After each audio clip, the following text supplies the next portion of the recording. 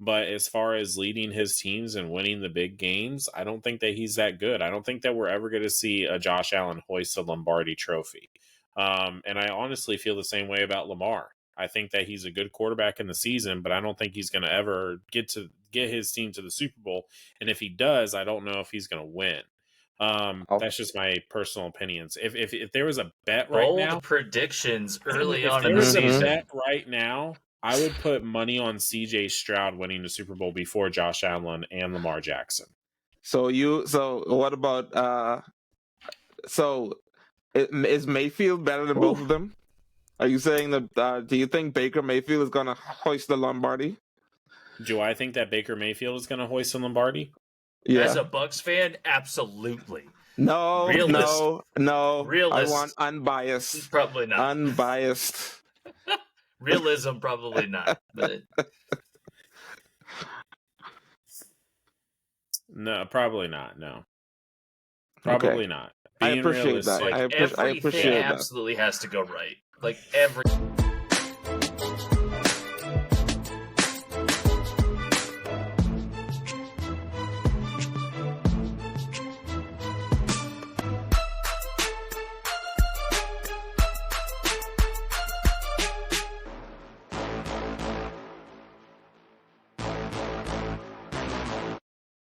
Hello, everyone, and welcome to the Beard Zone podcast.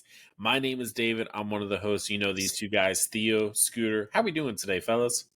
Doing great, man. Happy to have another week here with the boys. So much to talk about once again. NFL never stops, man. NFL never stops. Are we allowed to mentally take a break? Because I feel like the NFL offseason it's just like I can't comprehend some of the stuff that's just going on. Yeah. It's been nonstop, what it seems like. And you know what's so funny is that, it's like when it's hot days, you wish for cold days. And when it's cold days, you wish for, warmer days. And I just feel like, over the last several seasons, we've always said that the off season is just kind of this big buildup of, just kind of it lets us down. And this year it has not let us down. That is so Guys, true. What are the Bills doing? We're just going to dive right into it. What are they doing? I want to know what their plan is, because I felt like that they were building something really good to stay relevant in the AFC and to compete with the juggernauts that is the Kansas City Chiefs. They've now traded away their star wide receiver, Stefon Diggs. And let's not forget that they just got rid of Gabe Davis. So who's Josh Allen throwing to? But Stefon Diggs to the Texans, huge for the Texans. That team just continues to get better, and the Bills, there's a lot of question marks around that right now. What's going on? It's super weird, man. I don't even know where to start. But I will say that the overarching kind of thing that I've been seeing is just that it seems as though there was some bad blood there, and that it had been building up a while, at least, especially on Stefon Diggs' side. I think he had been, we've seen the tweets and the quotes and the reactions, and we saw the blow up after the game 2 seasons ago, and there's just been disgruntlement between him and this team, and I think for him it's been like I always remember there was like an interview that he did or something, and he was just like, I don't understand, why does this keep happening to us? Like, he was convinced like this was the team that was gonna get him like a Super Bowl ring, and like he was gonna get there, and he was just sitting there like, I just don't understand what happened, why we can't get there. And I think it started to make him lash out. And then I think last season, how he ended the season, after Joe Brady came in, he kind of, the Diggs in that offense became a bit of an afterthought after Joe Brady came in the last couple of games of that season. He just was non-existent, and they were still winning games. Josh Allen was just being who he is and taking over the games. Yeah. And Diggs was really Diggs only accounted for 6% between from the weeks of I think from week 11 on to the week 17, Diggs accounted for 6% of that offense, the offensive passing. So yeah, he became an afterthought, and I think everything kind of came to a head because Diggs is a little bit of a diva. So I think that team was kind of fed up, and they allowed him to go seek a trade, and here we are. He is an absolute diva. Like, Yeah, you can't complain when you're getting like consistent 1,000-yard seasons or consistent touchdowns. You're getting open. He's like, I'm open on every single play. And Josh Allen was being incredibly humble. Josh Allen isn't the best quarterback, let's be real, but he's still a very good one.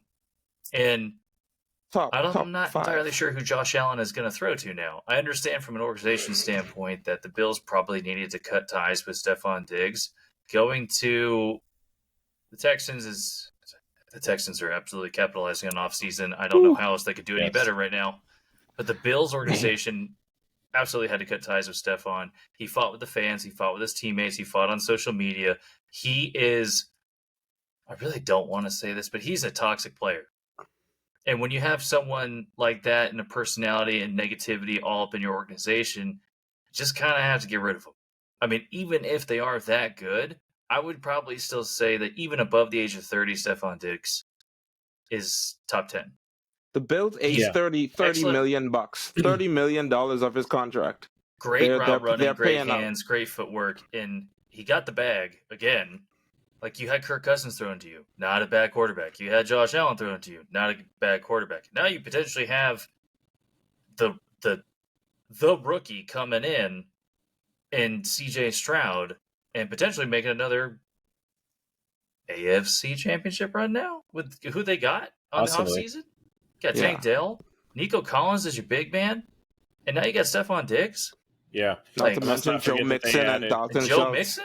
I was just about to say Joe Mixon got added to the backfield. And then the depth that they added to their defense with DeMeco Ryans, leading the way. They're going to be a scary team. And you said it perfectly, Scooter, that the Texans are capitalizing this offseason on everything. They are not missing whatsoever.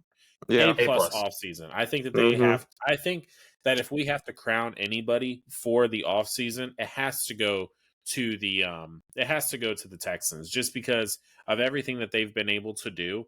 And it just, all the pieces that they've added, it makes sense. It's not like they've added anybody who was kind of like a depth person or anything like that. They really addressed their weaknesses, when they've brought in big players that were ready to leave their teams, right? You had Joe Mixon. He was with the Cincinnati Bengals. He was ready to leave. Stefon Diggs, ready to leave. And let's look at this trade. I honestly think that it was a pretty fair trade overall. I really do. I don't think that.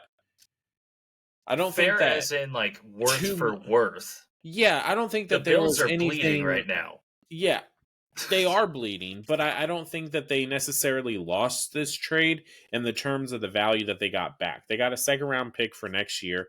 Man, I don't know, man. I really don't know. It's going to be interesting to see what happens with the Buffalo Bills. But, I mean, are we going to say that it's going to be the Patriots and the Bills competing for last place in the AFC East now? I mean...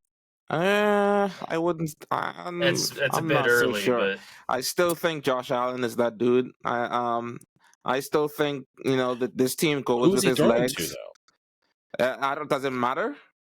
Think about in his game, like he's like Curtis Samuel is kind of the jack of all trades kind of guy. Like, he's not a real one, but. Listen, like I said, the team was doing great without Diggs as a main performer coming around the end of the season.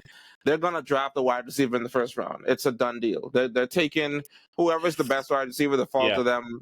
They're taking, whether that be Xavier Worthy or Adonai Mitchell or Brian Thomas. I don't know if I don't think Adunze is gonna get that far to where they are, but maybe.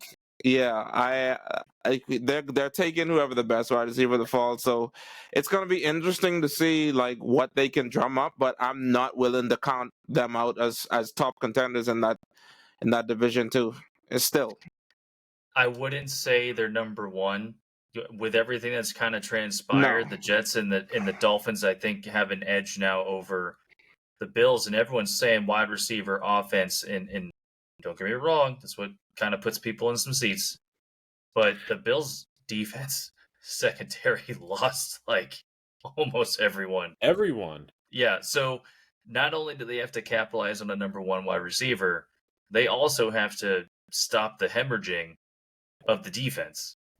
Like, you play knockout offense against the Chiefs, and your defense just, I don't know what happened in the second half of that game. It was garbage. So, is there any defensive players still that are out there floating around in free agency that could potentially be someone that they could go after?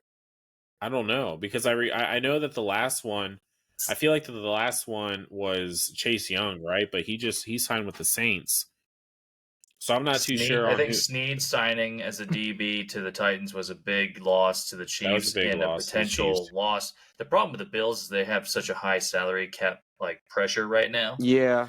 that's kind of ruining a lot of their free agent moves. I think they're going to try and capitalize on the health and the depth that they got in the draft with the DBs and the wide receivers. Absolutely, it's so fat this year, it's ridiculous. Yeah, I mean they can capitalize on the draft. It's just I don't know. I'm gonna say right now I mean I don't bat 1,000, and we all know that, but I just don't think that they're gonna be good. And if I'm being honest with you, I don't think that Josh Allen is that great of a quarterback. I think he's a fantastic fantasy quarterback. But as far as leading his teams and winning the big games, I don't think that he's that good. I don't think that we're ever going to see a Josh Allen hoist a Lombardi trophy. And I honestly feel the same way about Lamar. I think that he's a good quarterback in the season, but I don't think he's going to ever get his team to the Super Bowl. And if he does, I don't know if he's going to win. Oh. That's just my personal opinions. If there was a bet right Bold now, predictions early if on there in the was a season. bet right now, I would put money on CJ Stroud winning the Super Bowl before Josh Allen and Lamar Jackson. So what about is Mayfield better than both of them? Are you saying that do you think Baker Mayfield is going to hoist the Lombardi? Do I think that Baker Mayfield is going to hoist a Lombardi? Yeah. As a Bucks fan, absolutely. No. I want unbiased. Probably not. Unbiased. Realism, probably not. But No, probably not. No, probably not. I Being appreciate that. realistic, I appreciate that. absolutely has to go right. Like everything. Everything has to go right. Now, here's the only thing, and here's what made me think about it a little bit, is because if you look at how we played last year, right? They're at from I think about like week 9 and on. The Bucks played really well. I think they only lost one game in that stretch, and then they dominated the Philadelphia Eagles, which I understand the Eagles were on a tailspin of a crash there at the end of the year, but then they competed pretty well with the Detroit Lions, who were a very, like, they were the team last year, right? Now I get it that they didn't win. And to make it to the Super Bowl, you can question some of the choices that were made during that NFC Championship game. But yeah, no, I don't know. I have this feeling that if you gave me a list of Josh Allen, Lamar Jackson, CJ Stroud, and I'm trying to think of maybe some, Dak Prescott. And geez, maybe Trevor Lawrence. Oh. No, I would put Trevor Lawrence and Josh Allen in the same tier. What? Okay. Wow. Yeah. Wow. I get it. I know. Wow. I understand. He's a great fantasy quarterback. Is that water? Or it is water. Sure? Okay. It is. Right. I promise. I had to ask because the accuracy. I just don't think that Josh Allen is that guy, and I honestly don't think, as much as I love Lamar Jackson and as much as I, can appreciate his style of play, everyone's like, oh, they added Derrick Henry. Yes, it's going to be an explosive offense, but that's not going to win. They lost a lot of defense too.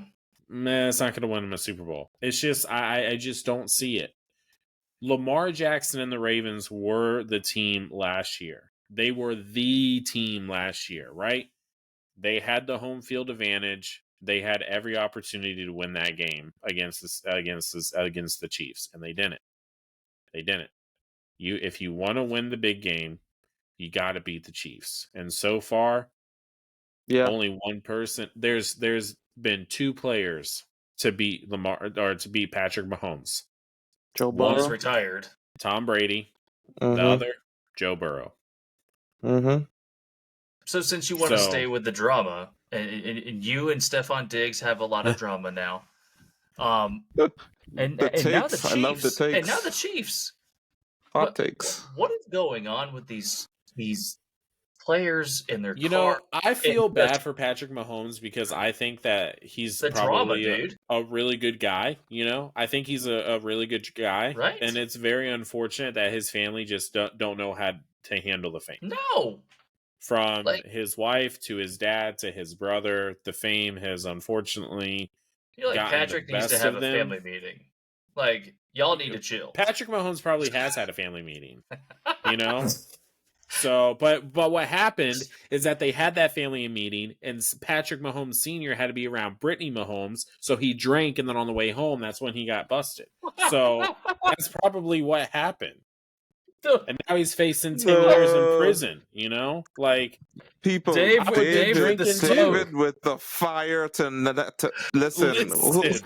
Oh my gosh, he's coming after everyone tonight. I love it. No one is safe, man. It's the NFL offseason, and you know what? If it wasn't for these storylines coming out this week, what would we be talking about? So let's go ahead and just fuel the fire for our audience.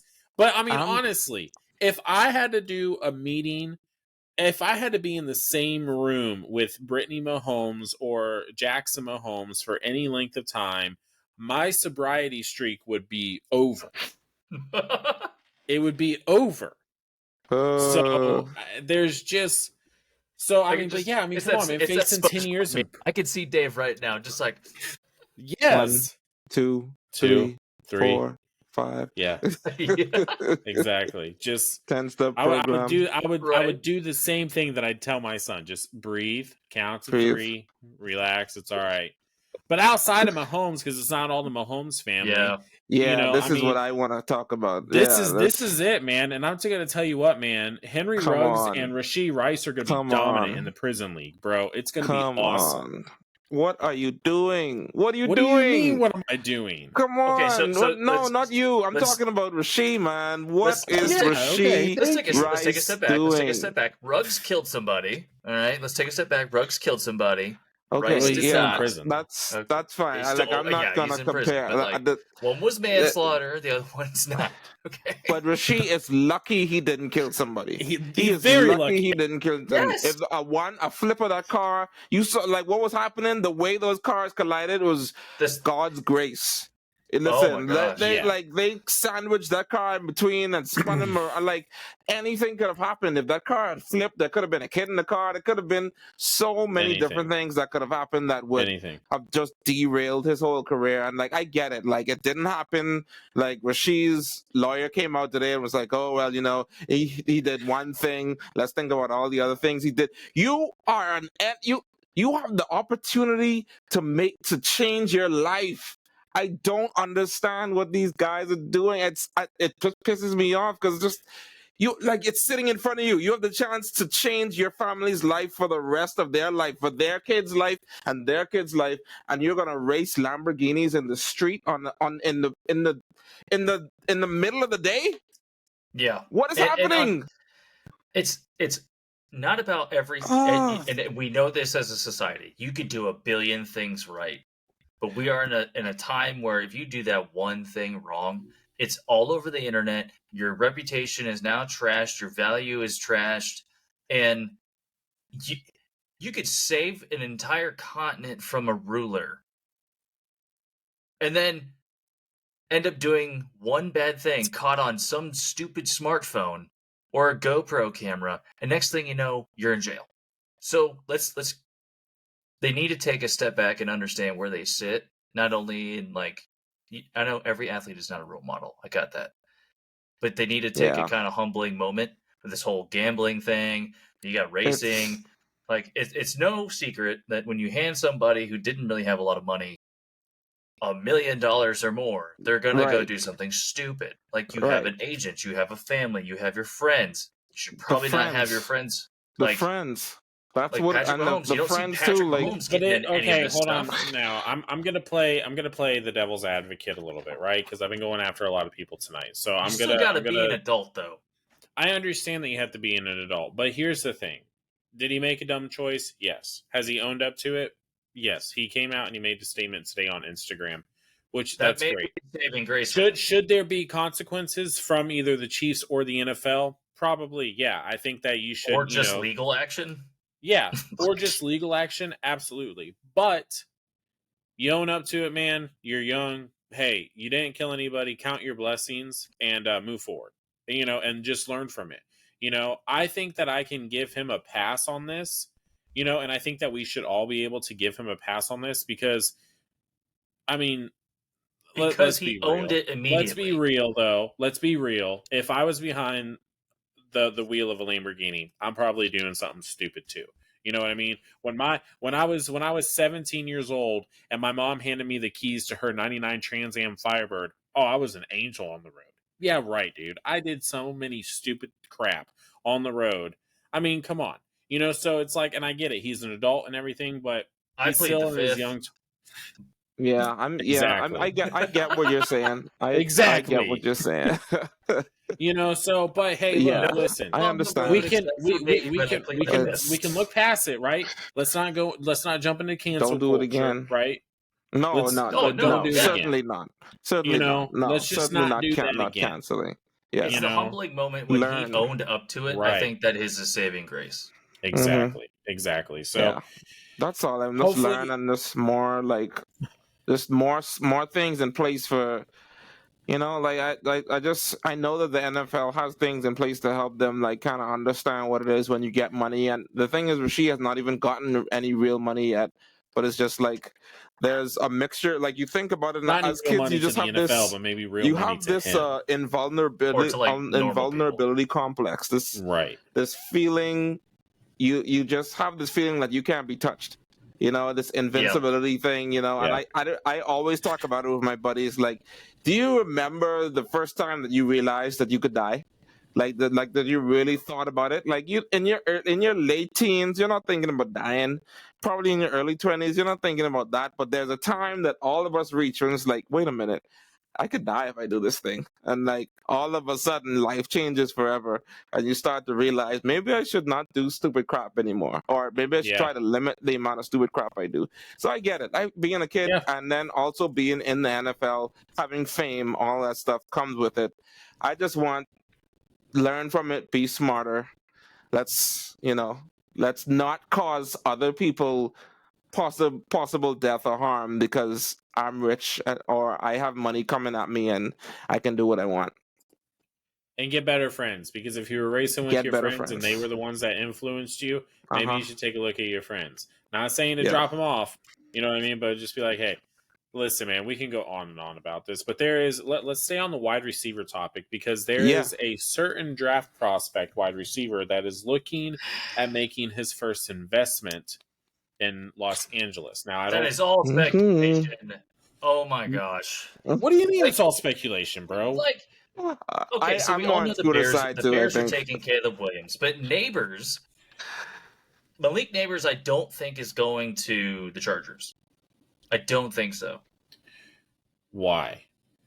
I just don't. Do you think? Okay, hold on. Let me ask you this question. Do you think it's because Marvin Harrison Jr. is going to be available? Yeah, absolutely. Why would you pass on that? Malik Neighbors is an absolute stud.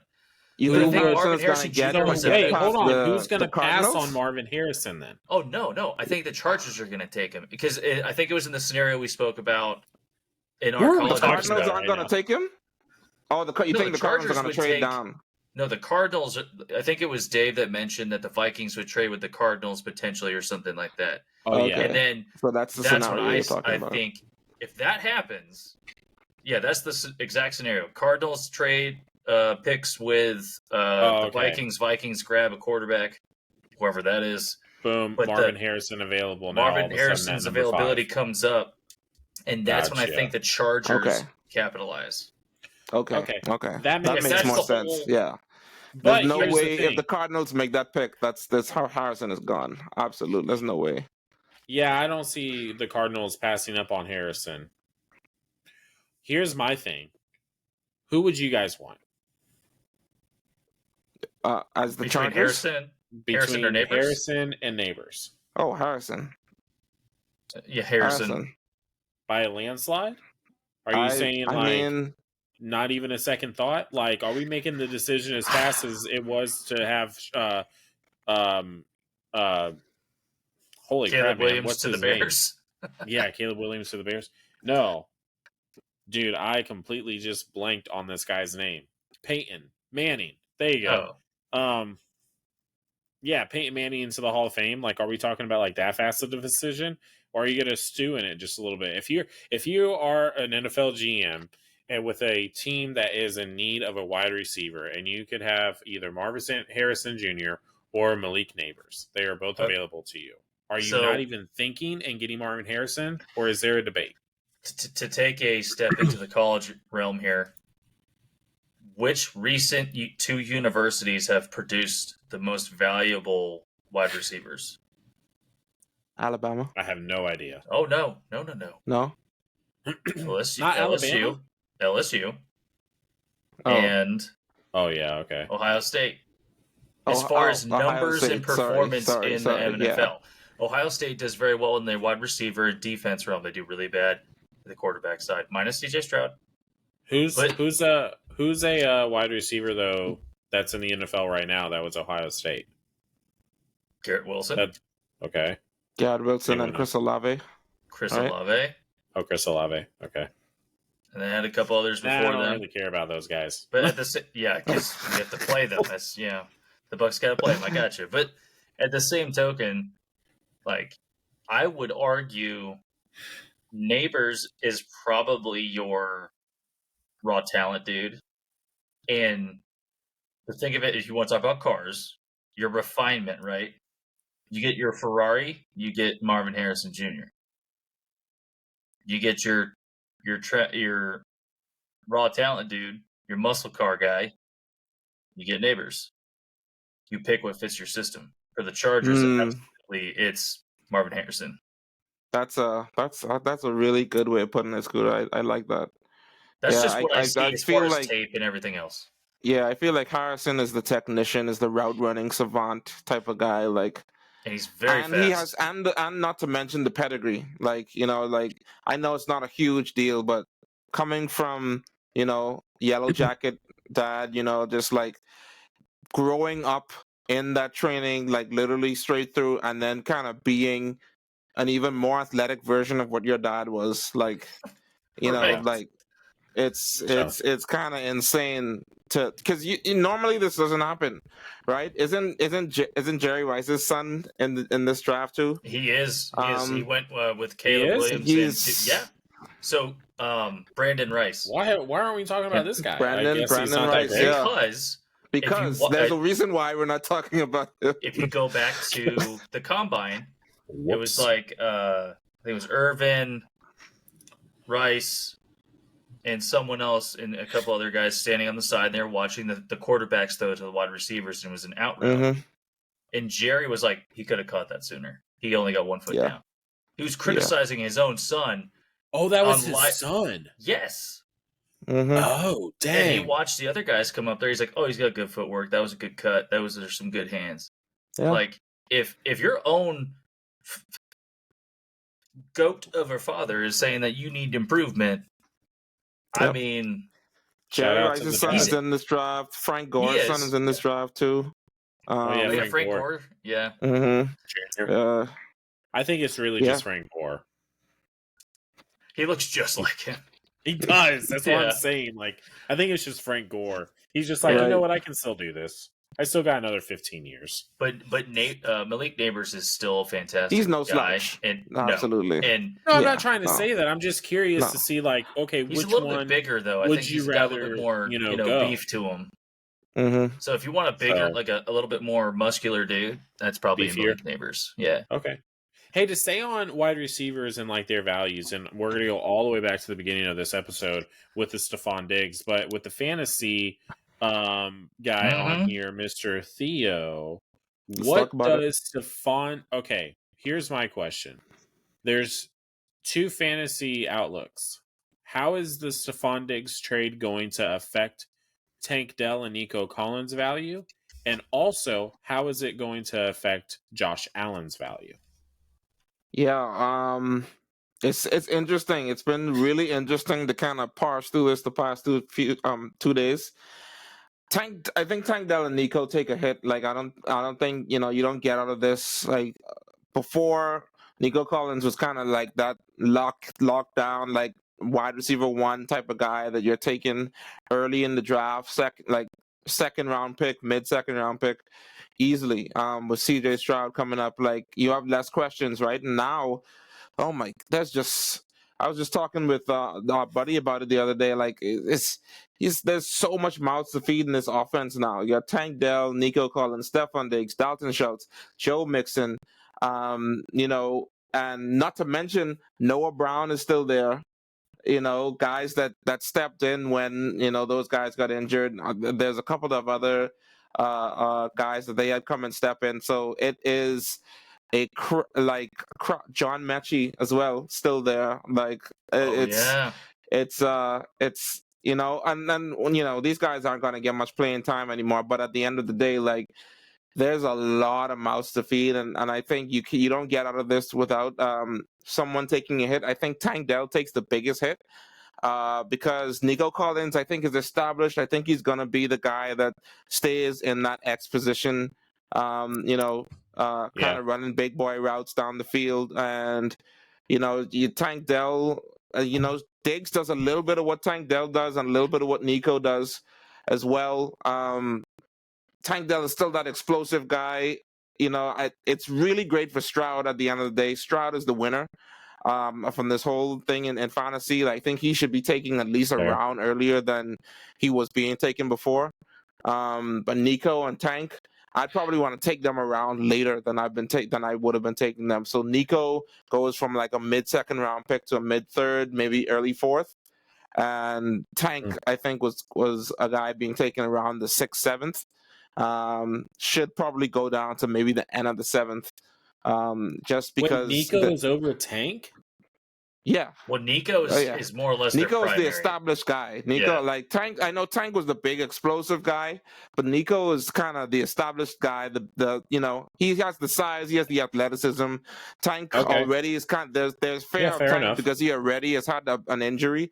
We were already scared of Tank because he's so small, and now he had an injury where he wasn't even a part of the play and got injured, got a season-ending injury. So it's like, there's a lot of fear surrounding Tank right now in fantasy. So that's what that means for Josh Allen.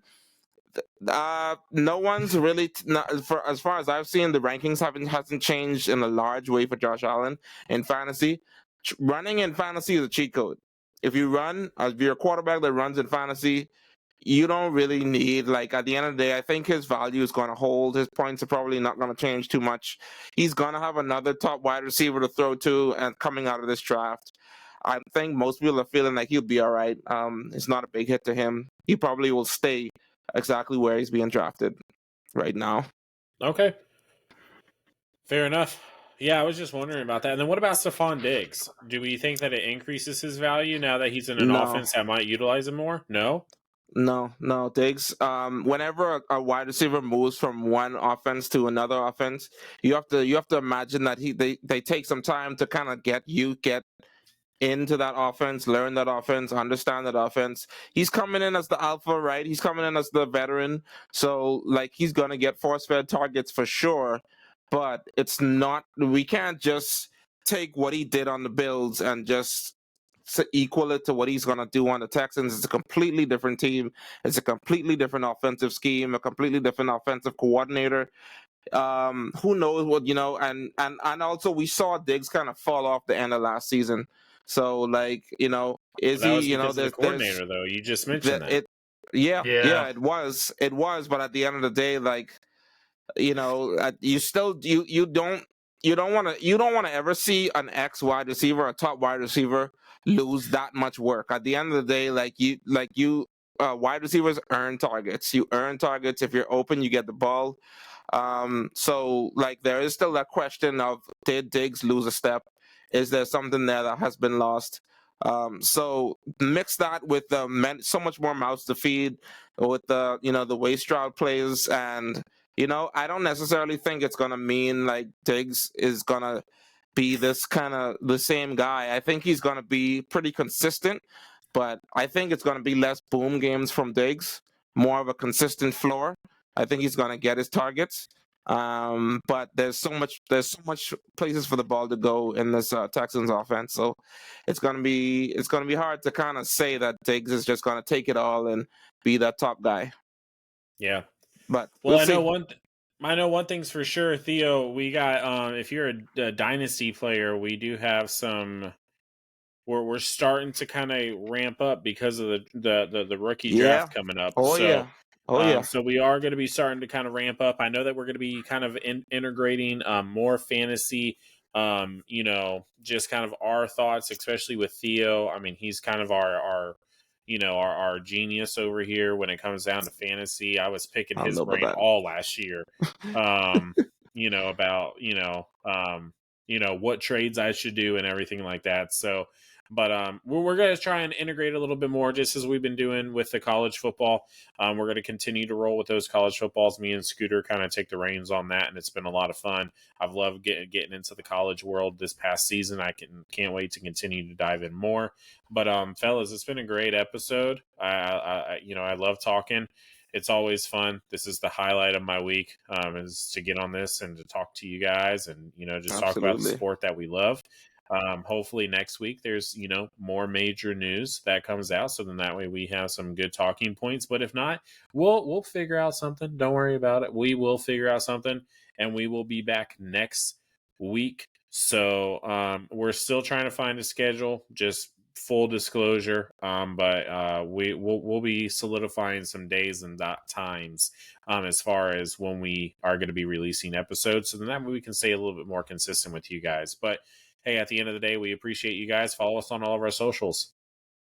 On that note, man, I would just say keep a lookout for that Dynasty fantasy team, because I know Yeah. Theo's got a loaded lineup for y'all coming. You gotta Oh, stay yeah. tuned, though. But on that note, hit us up on our Gmail at the Beard Zone Podcast at gmail.com. Facebook is the Beard Zone Podcast. Instagram is the Beard Zone Football Podcast. And on Twitter, it's at Beard Zone Pod. So if you want to banter with us, you want to talk trash, you want to compliment us, you want to give us a lot of pointers, go right ahead. We're more than happy to talk with you. Oh, yeah. Hit us up, man. Definitely. Listen, it's gonna be a lot. There's gonna be a lot more coming. We always got, hey, the draft is 3 weeks away. It's getting closer, so definitely It's stick with getting us. closer. And I think keep an eye out. I think we're going to be doing a live episode that there night, you go. boys. Right. Uh-huh. All Uh-huh. right, so I was gonna let it hang a little bit. I was gonna not necessarily say, but hey, just give them all the information. Go ahead.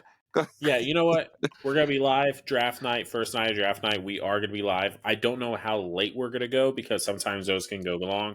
Well, we got to Yeah. at least stay for the first probably like 10 to 15 picks, because Oh that's where yeah. all the juice is going to happen. Remember, 11 to Mm-hmm. 13, I think it was we had the Vikings, the Broncos, and then the Raiders. So all three of those are in great position to be able to move up into the draft to snag their quarterback of the future, and they're all looking for one. So a lot of shakeups. You think that this offseason has been crazy? This draft, I can feel it. It's going to be a wild one. So definitely, we're excited to go ahead and do that. We're going to be live on YouTube for that. So our first live stream. So I'm pumped, man. I am absolutely pumped.